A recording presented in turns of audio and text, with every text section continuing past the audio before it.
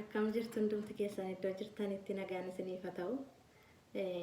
Dheengadda viidiyoo koo laaltanii laayikii, sheerii, sabskiraaybii warri gootanii baay'ee guddaa galatoomaan isiniin jedha.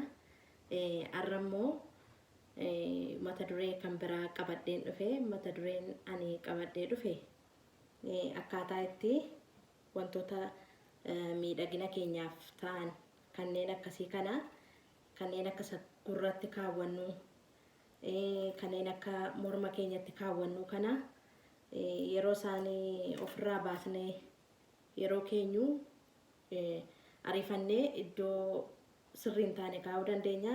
Yeroo sana immoo nu jalaa bifa isaa geeddarachuu danda'a jechuudha. Bifa isaa yeroo inni geeddaratu immoo bifa isaa duraatti deebisuuf akkamittiin goonaa akkamittiin qulqulleeffachuu dandeenya kan jedhu irratti kana isinii qabadhee dhiyaadhe jechuudha. Kanaaf immoo isa qulqulleeffachuuf immoo wantoonni nu barbaachisanii kunoo beeking soodaa kan jedhu kanatu jira. Beeking soodaa kana fayyadamna. Kun immoo ashaboodha.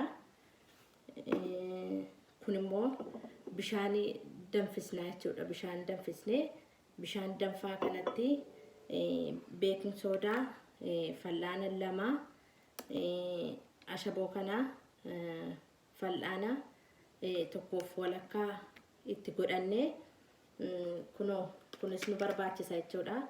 Kuni fooyiliidha. Foolii wantoota garaagaraaf fayyadamuu dandeenya.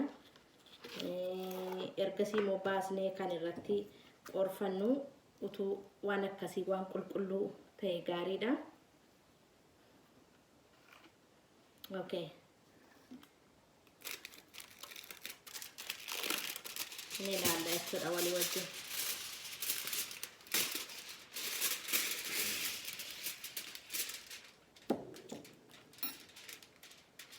Foolii kana fuunee kunoo qodaa qopheeffanne kanatti jechuudha. Qodaa akkasii qopheeffanne qodaa akkasii keessa foolii kana akkasitti keenya.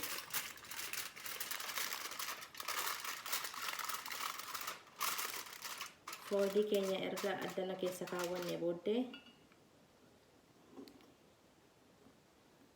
beeking soodaa kana bishaan ho'aa kana jechuudha. Bishaan isa ho'ifanne kanatti daballaa jechuudha.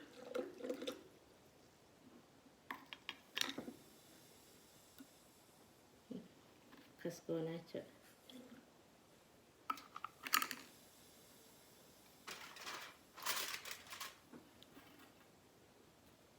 Isa booddee kunoo wantoota morma keenyatti kaawwannu mi'a miidhagina keenyaa jennee binna.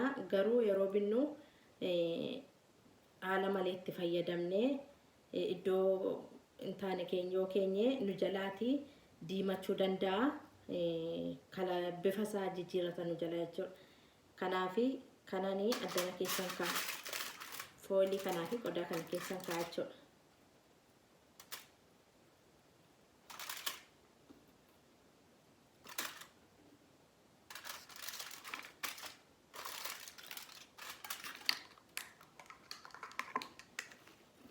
Akkasitti as keessa ergan kaawwadheeti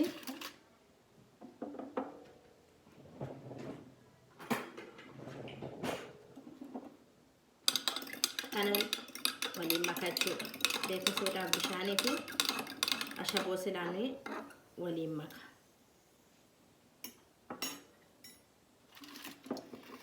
Ergasii amma inni irra isaa ba'uttan itti godhaa jechuudha kanatti.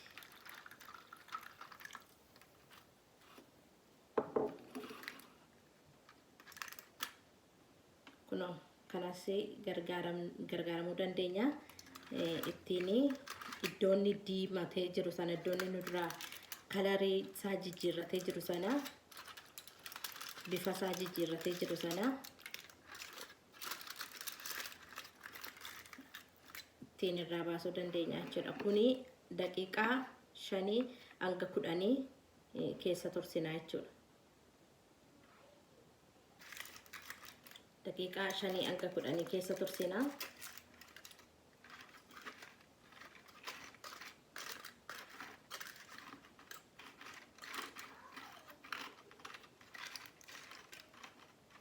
yeroo baay'ee yeroo itti fayyadamuuf bitannu deebisnee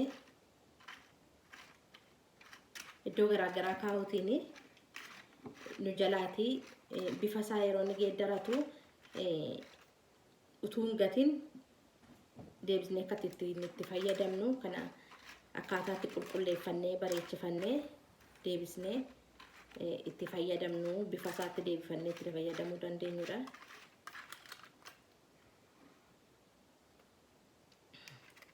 Daqiiqaa 5 amma 10tti keessa tura jechuudha kun.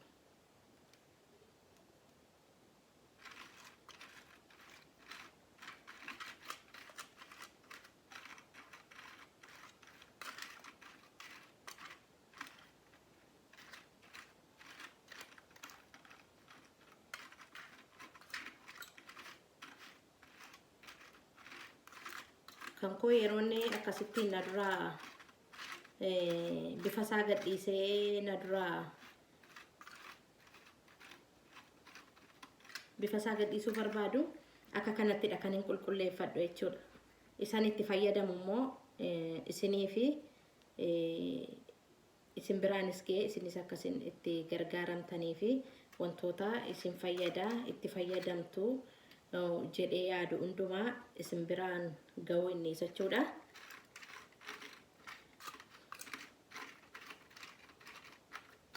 Maaliif yeroo baay'ee ani kana nan gargaarama yeroo baay'ee ariifannee ijoolleen nu waamu warri ijoollee qabnu ijoolleen nu waamu alaa yeroo ol gallu baasneedhuma iddoo tokko keenya yoo dhiisne bifa isaa kun yoo nu duraa geeddarame deebisnee kaawwannu qooda gannu akkasittiin deebisnee irra deebinee aaraa fakkeessinee itti fayyadamuu hin dandeenya jechuudha.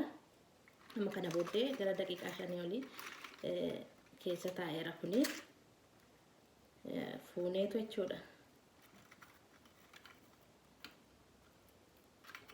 Fuuneetu gara inni diimateen iddoo inni diimaa qaburra ilaallee firaashii kanaan irraa baasna jechuudha.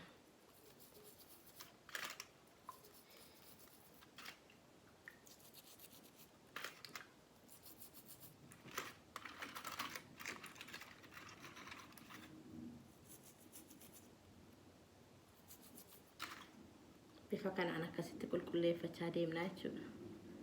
Bifa kanaan akkasitti qulqulleeffachaa deemna.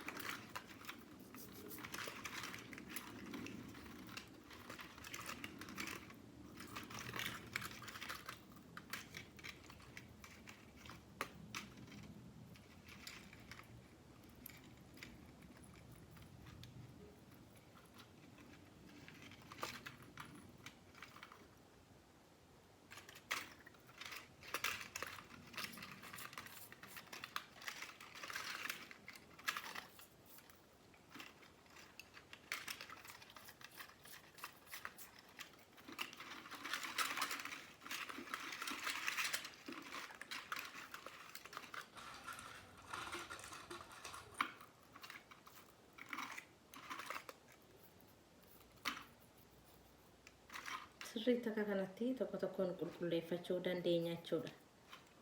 Yeroo keenya fudhannee daqiiqaa 5 hanga 10 beeking soodaa fi ashaboo fi bishaan dhawaa itti gargaaramtanii akkasittiin godhachuu dandeessu jechuudha. Ergan kana godhee booddee ani kunoo wanta qulqulluu ani qopheeffadhe kanarratti nanka kan sirriitti naa qoorutti jechuudha.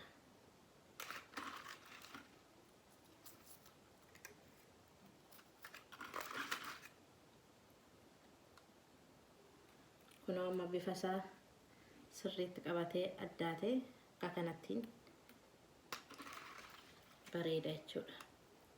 Kunoo yeroo baay'ee kun saanu julaa diimaa nu duraa ta'a. Isa kana tunuu bareeda jechuudha. Bifa isaatti nu deebi'ee nu bareeda.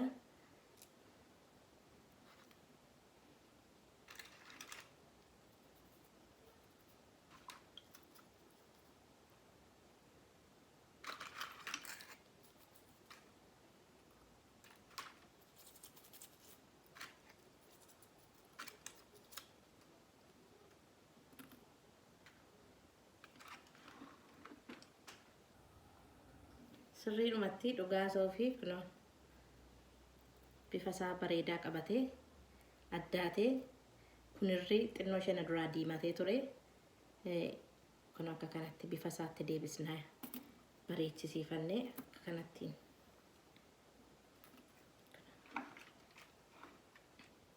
akka kanatti nuuf qooree deebisnee kaawwannee itti fayyadamuu dandeenya jechuudha.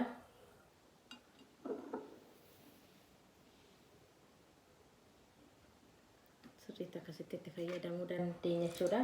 Isinis kana gootanii akka itti fayyadamtaniin asumaan isinitti himuu fedhe akkamittiin goonaa jettanii bittanii kaatanii qoodaa gatamuu akkasittiin qulqulleeffattanii deebira deebitanii itti fayyadamuu dandeessu jechuudha. Kanaaf viidiyoo koo kana yoo jaallattanii sheerii godhaa, laayikii godhaa, sabskraayibii gochuun irraanfatina. Maaliif anaanis na jajjabeessaa jabaadhuudhaan jettanii koomentii jalaanis warri naa barreessitan guddaa galatooma. Ammas koomentiin keessan na biraan hafiniin jedha. Sabskraayibii gochuudhaan na gargaara. Baay'ee galatoomaan isiniin jedha. Baay'een isin jaalladha.